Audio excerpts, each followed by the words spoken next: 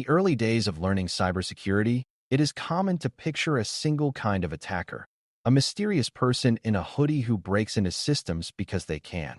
That stereotype is not very helpful in operational technology, OT, because the threat landscape is shaped by different motives, different levels of patience, and different types of risk. The most important shift for brand new learners is to realize that OT attacks are often less about flashy technical tricks and more about outcomes in the physical world, including disruption, coercion, sabotage, and sometimes quiet positioning for future leverage. To analyze the OT threat landscape, you need three mental anchors that work together.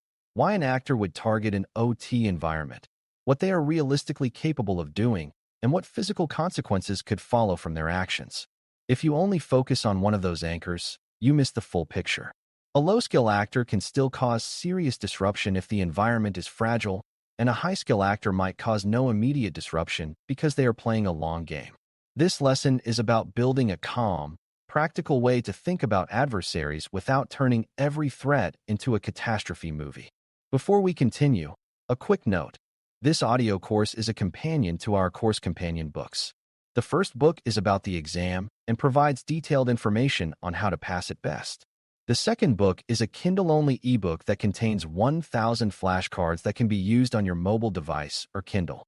Check them both out at cyber.author.me in the Bare Metal Study Guide series. A good way to start is by understanding that motive is not the same as method, and beginners often mix them up. Motive is the reason an actor wants something, such as money, influence, revenge, ideological impact, competitive advantage, or geopolitical power. Method is how they pursue that motive, which could include ransomware, extortion, espionage, sabotage, or disruption. In OT, the motive often shapes how careful the actor is and how much risk they are willing to take. A financially motivated group may want a quick, repeatable outcome that pressures a payment, and downtime is a powerful pressure mechanism. But they may avoid actions that cause permanent physical damage because that can reduce the chance of getting paid. A geopolitical actor may value access and long-term positioning more than immediate noise, because the strategic advantage might come later. An ideologically motivated actor may care more about public impact or embarrassment than about operational stability, and that can lead to reckless actions. When you learn to separate motive from method, you can better interpret behavior, because the same technique can serve different goals depending on the actor.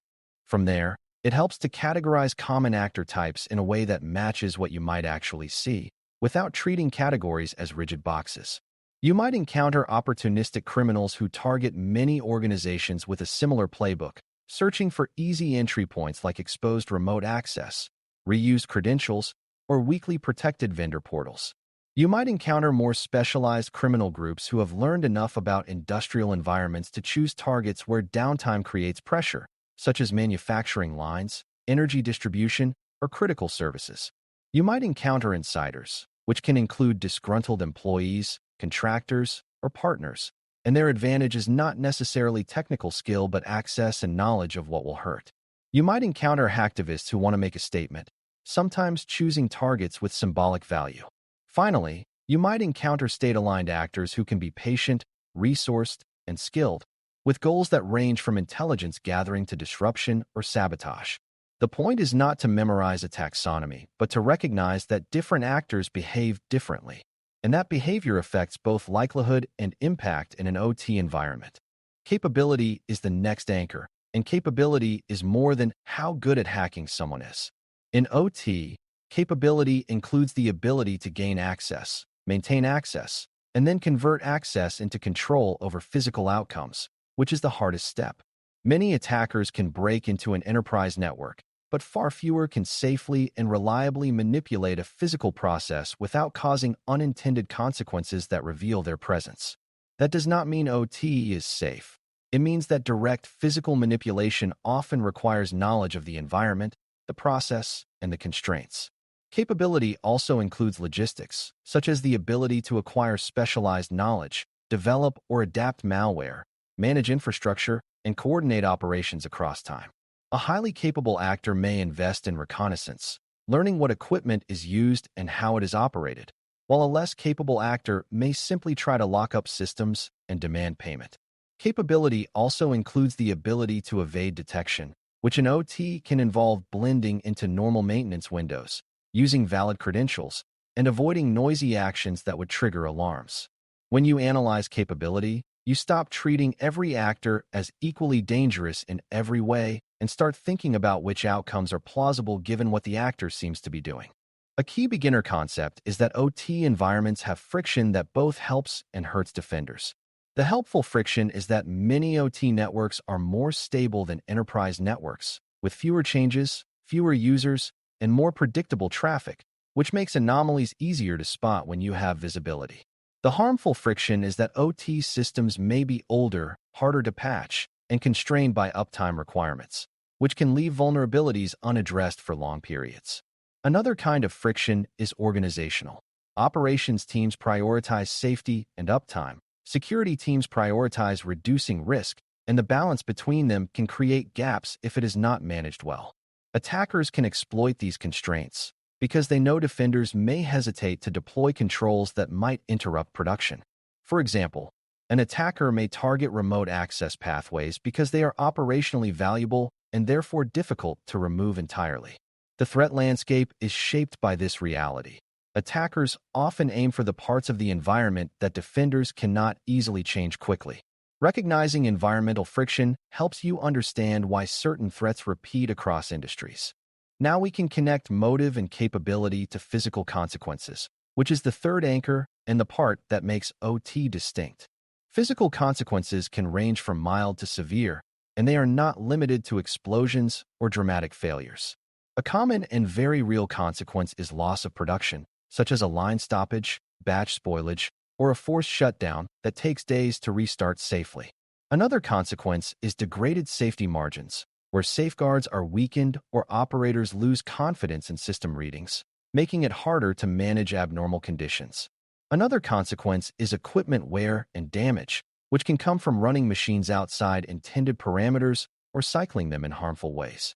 In critical infrastructure, consequences can include outages that affect communities, like loss of electricity, water service disruption, or heating disruption. Physical consequences also include secondary effects like environmental releases, regulatory violations, and public trust loss, which can be as damaging as the immediate operational hit. Beginners sometimes focus only on the impact headline, but the real cost often includes recovery complexity and the time needed to verify integrity before returning to normal operation. It is also important to understand that physical consequences are not always immediate, and that is a trap for new analysts. An attacker might position themselves, change a configuration subtly, or set up access that could later be used to disrupt operations at a chosen moment. In that case, the consequence is latent risk, which is still a serious outcome because it changes how safely you can operate. If you suspect that control logic or safety logic could have been altered, you may need a verification process that takes time and requires specialized expertise, even if the plan appears to be running normally. This is where OT differs from many IT incidents. The question is not only whether systems are available, but whether they are trustworthy. Trustworthiness can be hard to prove without good documentation, baselines, and change control. So an actor's capability might be measured by their ability to create doubt as much as by their ability to create damage. When you analyze threats, include this trust erosion consequence alongside more obvious physical outcomes. One practical way to reason about the threat landscape is to think about which pathways different actors prefer, because pathways reflect both motive and capability. Opportunistic criminals often prefer exposed services, weak remote access setups, and reused passwords, because those are fast and scalable. More targeted criminals might start in enterprise systems through phishing and then move towards systems that create operational leverage, such as scheduling, remote access jump points, or monitoring servers. State-aligned actors may invest in long-term access through supply chain compromise, stealthy credential theft, and careful lateral movement, because they can afford to wait and they may have multiple objectives. Insiders may exploit their legitimate access and knowledge of procedures, using actions that appear normal unless carefully reviewed. Hacktivists might aim for visibility and disruption, choosing targets that generate headlines, sometimes with less concern for careful stealth. None of these are guarantees, but but the pattern helps you interpret events. If you see behavior that looks like fast credential stuffing against remote access, that suggests a different actor profile than quiet persistence in a management system over months. Another beginner-friendly concept is that OT threats are not only about attacking OT-specific devices. They are often about the boundary and the shared services that connect OT to the rest of the organization. Identity and access management, remote access platforms, virtualization hosts, backup systems, and monitoring tools can become the real battleground because they are both powerful and shared. Attackers like shared platforms because compromising one place can unlock many places, and defenders struggle because shared platforms are operationally valuable and hard to shut off. That means the threat landscape includes risks that feel like IT problems but have OT consequences. For example, ransomware that hits identity services can stop operators from accessing systems, and a compromise of a remote access platform can give an attacker a path into sensitive segments. If you only analyze threats based on what happens inside the OT network, you miss these indirect pathways. Beginners should get comfortable viewing OT as part of a larger ecosystem that includes vendors, corporate networks, cloud services, and third-party support relationships.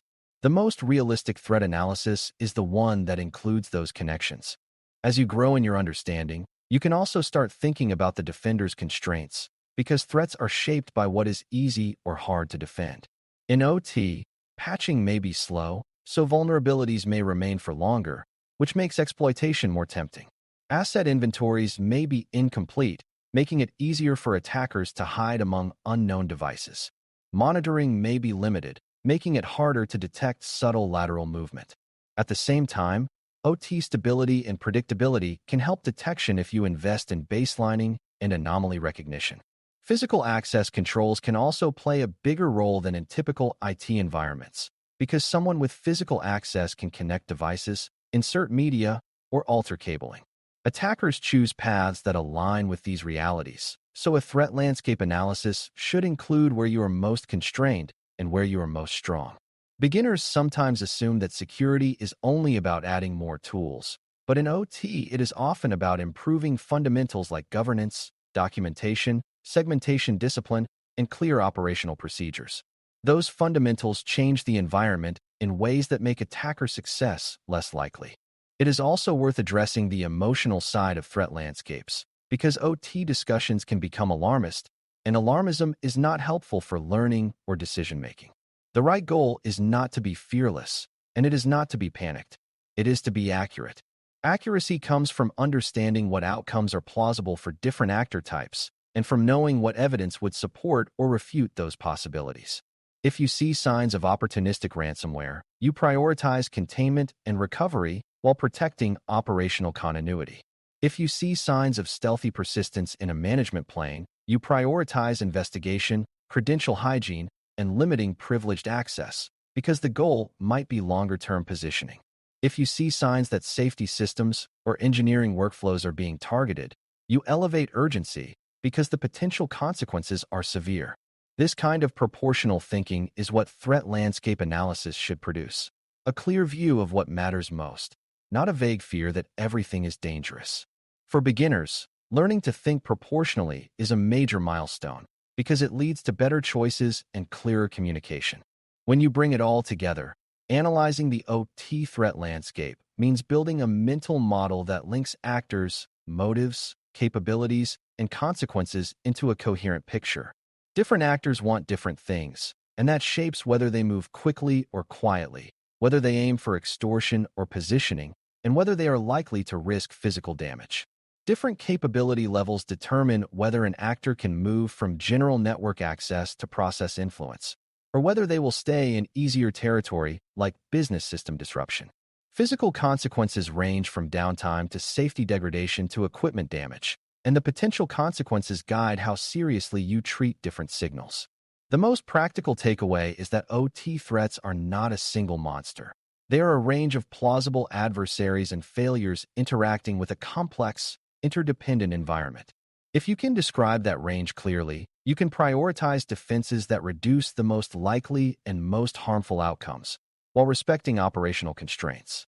That is the core skill this lesson aims to build: a calm, structured understanding of who might come after OT, what they could realistically do, and why the physical world raises the stakes in a way that demands both caution and clarity. Thanks for listening. For more audio courses, daily newsletters, and more, please visit baremetalcyber.com.